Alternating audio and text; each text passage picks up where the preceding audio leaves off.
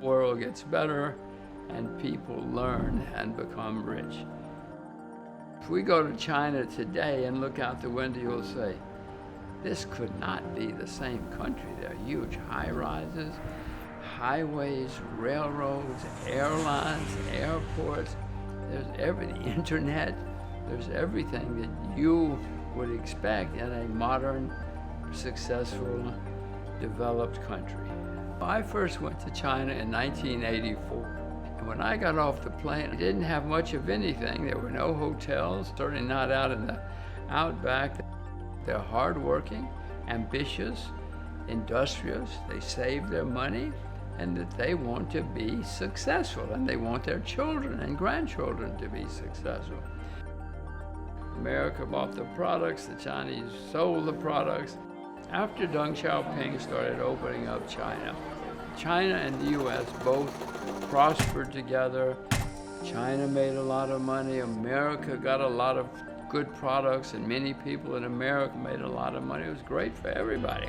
But as I said to you before, when things start going wrong in a society, the first thing the politicians do is blame the foreigners. When you have new technology, most people want to share it, but the people who don't have it want to share it too, so they can learn from it, so they can develop their own, and then they can compete better.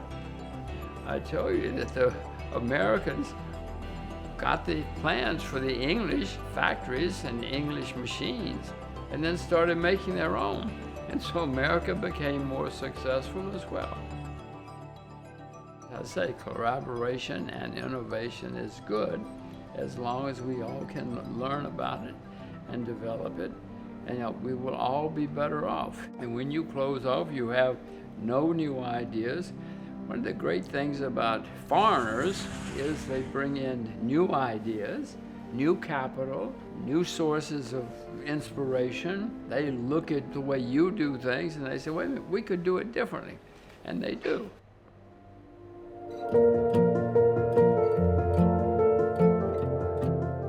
Throughout history, immigrants have been very, very good for a society, for an economy. Remember Rome, oh my gosh, Rome had people from all over the world coming in there. Samarkand was full of immigrants that came in and did things in different ways, but they look at what people were doing and how they do it, and they said, wait a minute, we can do this differently. We had a lot of immigration in the U.S., and I hope we don't stop. Go back in history, you see there have been long periods when everybody is opening up, international trade expands, exploration. You know, the 19th century was a period like that for the most part.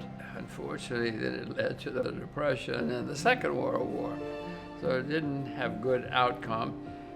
In 1946, the world said, we're not going to ever do that again. We're going to continue to open up.